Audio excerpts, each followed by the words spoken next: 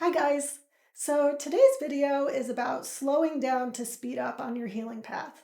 So this video is going to be especially useful for those of you who find yourself swinging back and forth between feeling really good about your healing progress one day and then the next day you're feeling emotional or having some self-doubt on, whether you're really making progress or not.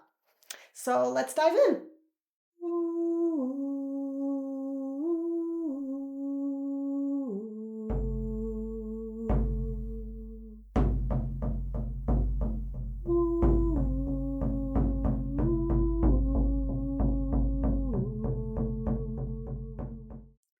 So, slowing down to speed up.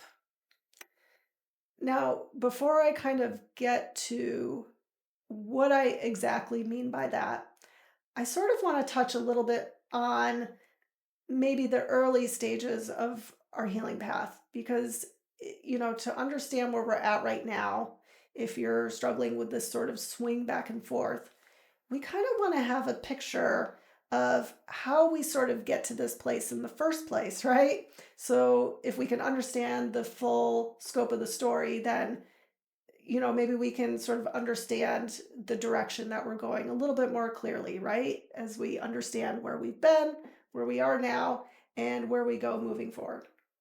So typically when we're starting a healing path, how do we even get to this point, right? How do we even get to this point where we're, moving towards creating a better life for ourselves, right? Because that's really what it's about in a lot of ways. What really gets us there is we are aware of something that most likely has always been there, right? Maybe these patterns or bad habits or things that we do or feel have always been there, but we've sort of breezed through them, right? We've just sort of let them guide us in our life and let them make decisions on our path. And so now that we're aware of something like that, we can't unsee it. It's like once seen, you can't unsee, right? So now we have this sort of pain in our life, whether it's emotional or physical or both, right? And we start the journey to relieve that pain, right? To take away that discomfort in our lives. And how does the beginning of that journey usually look? Probably I would say maybe a lot of people, it might look like this. I know this is kind of how mine started was, okay, I've now made that decision that I am aware of something painful in my life and I want it gone. And now I'm going to take some steps to work towards that. So I read a bunch of books, self-help, spiritual books, anything I could really get my hands on, anything I could find that people recommended. And podcasts was a big thing for me. I listened to a lot of podcasts and I took courses. And for me, that is also when I embarked on my first shamanic training. And, so I did all these things, I just threw everything but the kitchen sink, as they say. And I think that's how a lot of people probably start, especially in, our culture really values acquiring knowledge, right? There's this really strong emphasis on the pursuit towards the more I know, the more I'll be able to do. And, the more, for our healing, the more I'll be able to, sort of clear this out, right? That's maybe the mindset that we have at the start of everything. And that's how it was for me for quite a while. But what this really is we're almost sort of, cleaning the surface area or surface level of things in our life, right? As we go through life and maybe we have past traumas and hurts and stuff that we're carrying with us, there's a lot of cleanup that we have to do at a surface level. It's a very important part of the healing process. So we're clearing these surface areas and we start to feel better, right? We start to have positive improvement in our life. Maybe we're feeling less anxious or less stress, and some of the things that used to bother us start to not bother us as much. But then what happens? We find ourselves in, maybe a familiar situation and these old wounds get triggered again. And we're left feeling frustrated and we're left wondering, well, why is everything I'm doing not working? Why am I still feeling triggered? with the same thing I've been working on for maybe even years, right? And it's still coming up and it's still bothering me. I'm still feeling anxious when, this particular thing happens or whatever it is. So our response is often to do more things. Okay, I just got to do this a little bit more, or I got to find something else to fix this, or I got to, I'll try this course now. I'll try this modality. We rush into, when we're feeling triggered, we rush into reaction and we rush into doing more things or studying something else, right? And this is the cycle we often get looped into, right? The cycle of feeling good and then feeling not so good, old hurts coming up, and then doing more things so that we feel good again. Back and forth, back and forth. So, this back and forth cycle that we get looped into, this is kind of what I call it the trap, right? We get to this point where we're locked in that trap of back and forth. And how do we move past that, right? How do we move past that? When we get locked in this sort of cycle of back and forth, it's almost like we set this belief for ourselves that healing equals feeling good, and not feeling good is a type of failure, or that I'm doing something wrong, right? Or that I'm regressing. And it's absolutely not the case. When we have these emotions coming up, it's not a failure. It's an invitation for us to go deeper, right? To explore deeper. And do we respond to this invitation or do we continue in a state of reaction? So it's almost like we're moving from a place of symptom management to actually sort of getting to the root of things. And the emotions that come up when we're triggered are really the sort of compasses guiding us to what wants to be healed, right? We don't want to look at them like the enemy in our life, or the bad guy who's just making our life miserable, right? We need to start looking at them like a partner on our healing path. And when we slow down, we can start to perceive these emotions a lot easier, right? If we're not running off to fix them and we sort of take the time to sit with them, then we can start to actually feel their presence within us. So I'll give you a little personal example of my own healing path from a sort of before snapshot and after snapshot for myself. One of the first books that I read on my healing path was How to Heal Your Life, I believe it's called, by Louise Hay. And it was the first one recommended to me by my first shamanic teacher. And so that's the one I dived into first. And I read the whole thing. And I was like, okay, yep, got it. Okay, self-love, check, done. Right? I understood the concept of self-love, right? But was I really embodying it? Was I really working on it? Really, no, I wasn't. I was just mentally taking note of, okay, I understand what it means to love yourself. I understand that it's important, and that should be enough, right? Well, like anything else, there's a difference between understanding something with the mind and really embodying something, really feeling it within us and beginning to create that transformation in our life, right? Like we might know that lying is not good, but how many times in our day-to-day do we lie, right? Let's say somebody comes up to you and says, how are you doing? And you do say, fine, how are you? But you're really not doing fine. Maybe your life is falling to shambles or you're not feeling good, but you say, I'm doing good anyway, right? We lie all the time, even though we know that maybe we shouldn't do it. So the same goes for so many other things that we might be learning about or tuning into on our healing path, okay? Now, this book I also went back and read more recently in the last, I would say, 4-ish months. And, I read it really slowly and I really took it in, and I really began to understand that I was absolutely not doing the work that she was even saying in the book, right? And I began to feel this sort of, the emotions coming up of not feeling loved and not feeling worthy and not feeling like I deserved certain things in my life. And I created space for that to come forward. And that's the difference between understanding something, you know, cognitively versus creating space for yourself to really take it in, soak it in. So we want to sort of move from this idea that healing equals feeling good and not healing equals feeling bad. We want to move it towards healing is really about becoming more aware of ourself, right?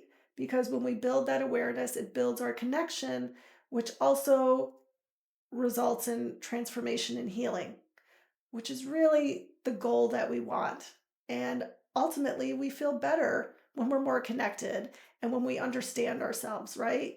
I mean, how many disagreements happen in the world? I mean, we can see it right now, even in the news. All of these like wars and stuff going on, and disagreements between these people and these people. It's all because we're not fully understanding each other and really listening and tuning in to the needs of another person. But we tend to do the same thing with ourselves all of the time, right? So we want to slow down. We want to listen to what's going on inside of us. And we really want to allow any feelings that want to bubble up to allow them to do so and give them space to do that, right? I think there's almost sometimes this sort of primal fear of, if I start feeling teary or emotional, that, it's just going to spiral me into this sort of like doom and gloom state. And, I've found in my own experience when I invite these sort of more tender emotions to come up, that it actually feels the opposite, right? It's almost like we sort of create this own sacred environment within us because we're coming from a place not out of fear of what we're feeling on the inside. We're coming from a place of acceptance and love, and it almost like it sort of blankets this emotion, and it feels more expansive rather than contractive. And they begin to sort of diffuse naturally. And, a lot of times when I like to really set aside space. Like if I feel something, brewing, or I've become aware of some sort of emotion that's kind of lingering in the background for me, I like to actually just like mark it on my calendar and set some space and set some time where I'm going to have, quiet time where I won't be interrupted to allow these things to sort of come through. And that's something you can do for yourself as well. If you're um, not really sure how to start or how to go about it, set time for yourself and say, on this day at 12 o'clock noon, I'm going to allow myself, 30 minutes to invite whatever emotions are sort of wanting to come through. And I'm just going to be present with them. You'd be really surprised that when we sort of set intentions like that, it's almost like, you start matching up with your soul in a really deep way where, you almost have this sort of like force field of support that helps almost flow you in that direction of healing, right? And we flow a lot quicker, right? Because there's not friction and there's not resistance and we're not coming to it from a place of I need this gone, I need to fix it, right? It's an invitation for yourself. But, don't take my word for it. You can certainly give it a try and see how it goes for you. See if it makes a difference. And, I really recommend giving it at least 30 days before, writing it off because, some of these habits are hard to, they can take a little bit of time to form new habits. So we want to give them an opportunity to do so. It's most likely, if you're anything like me, you've spent a lot of time forming these bad habits and patterns and all those things. And so, equally, it does take a little bit of time to sort of get in that habit. And one other thing I want to say about this too is, if we fall into our sort of usual reactive patterns or whatever, that's okay. If we become aware of it, even like let's say a couple days later or later that evening, then we can still take the opportunity to reflect and tune in and slow down in that moment, reflecting on the past one. It's still beneficial. Our mind and our spirit doesn't really distinguish between past, present, future. So even if we take a future moment to reflect on something in the past, then we'll still reap the full benefit of it.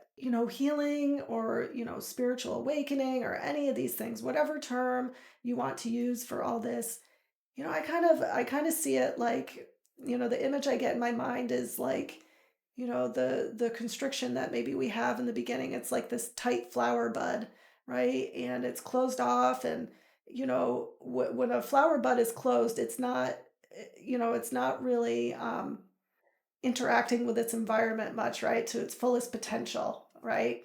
And so our healing and our awakening is almost like the opening and unfolding of the flower petals, right? It creates space and it creates this beautiful bloom that is expressed into the world. And also, this relationship with the environment, becomes more mutually supportive, right? The bees come and collect nectar from the flowers, right? And it keeps the environment like in flow, right? And the same is true for us when we walk a healing path, okay?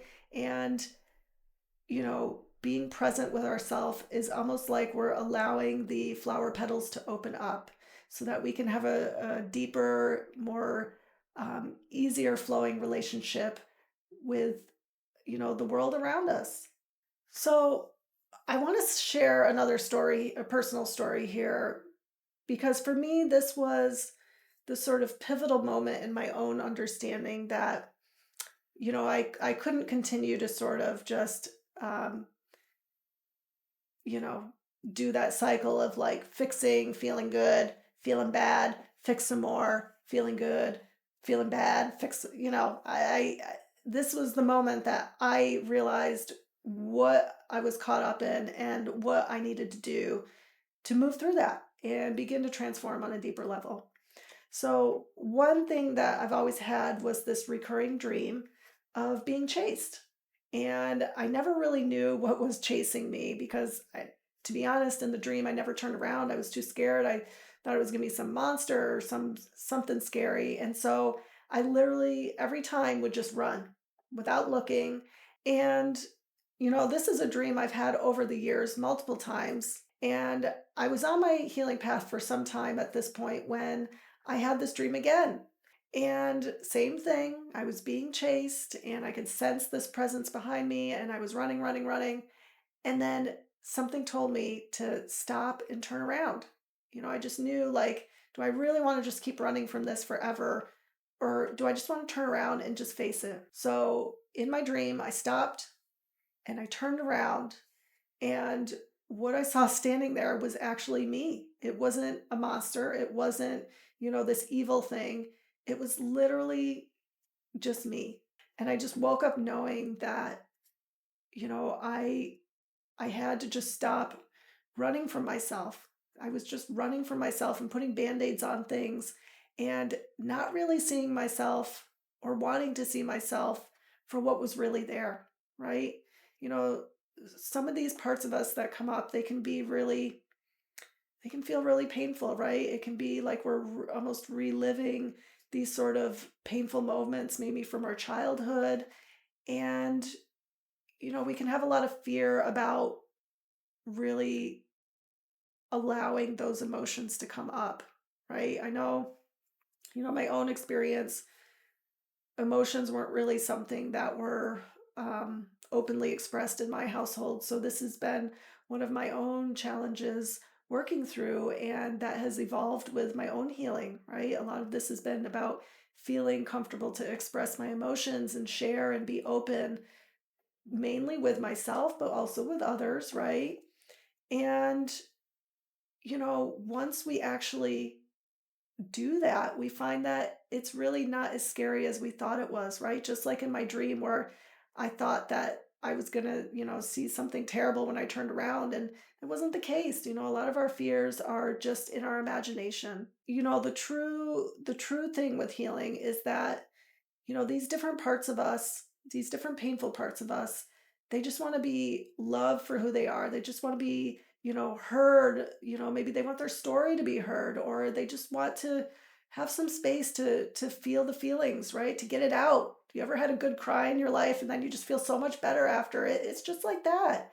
So we don't need to be scared to sort of begin to embrace that in our life, right? But we can really only do this if we start to slow down and tune in and become aware of these things, of these parts of us, right?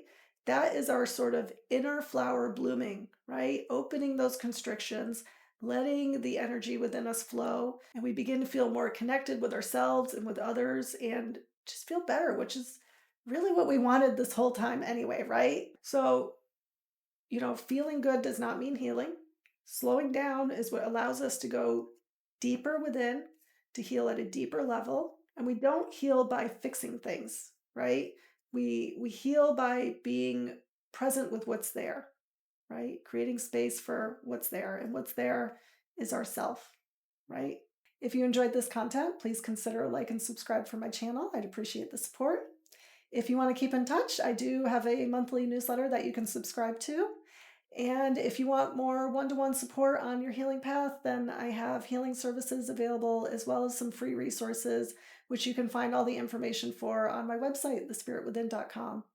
I also have a blog where I do some writing to share about my own healing journey. And if you want to read more about that, then that's also on my website. I'll put all the links in the description below. I just want to take a moment to say thank you for joining me today, you guys. And remember, healing is the journey back to your true spirit.